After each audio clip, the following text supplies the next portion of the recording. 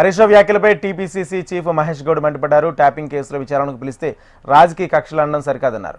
Tapping కేసులో BRS ప్రభుత్వ పెద్దలంతా దోషులని ఆరోపించారు. తప్పు చేయకపోతే నిరూపించుకోవాలని తప్ప ప్రతి విషయాన్ని రాజకీయ లబ్ధి కోసం వాడుకోవద్దని హితవు పలికారు. మీరు 10 ఏళ్ల హయాంలో చేసినటువంటి తప్పిదాల మీద ఇలా ఎంక్వైరీలు జరుగుతూ ఉన్నాయి. ఇలా హరీష్ రావు గారిని స్థితి పిలవగానే ఎన్నికలకు ముందు చేశారని, ఎన్నికల లబ్ధి కోసం చేశారని, రాజకీయ కక్షతో చేశారని అసలు ఆరోపణలు చేస్తా ఉన్నారు. ఫోన్ ట్యాపింగ్ అనేది ఈ దేశంలో టెలిగ్రాఫీ చట్టం ప్రకారం అత్యంత హేయమైన నేరము. అలాంటి ఘోరమైన నేరం మీరు చేస్తున్నారు 10 ఏళ్లుగా.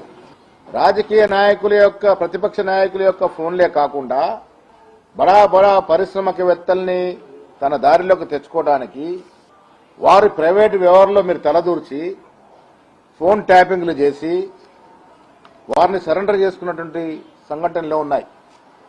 సినీ తారలు వారి వ్యక్తిగత జీవితాల్లో తలదూర్చి మీరు వారి ఫోన్లు ట్యాపింగ్ చేసి వారు వ్యక్తిగతంగా మానవ సంభాషణ రికార్డు చేసి తద్వారా వారిని కూడా ఇబ్బంది పెట్టే ప్రయత్నం చేసినారు.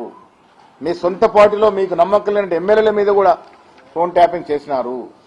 ఫోన్ ట్యాపింగ్ వ్యవహారంలో బీఆర్ఎస్ ప్రభుత్వం ఉన్నటువంటి పెద్దలందరికీ పాత్ర ఉంది.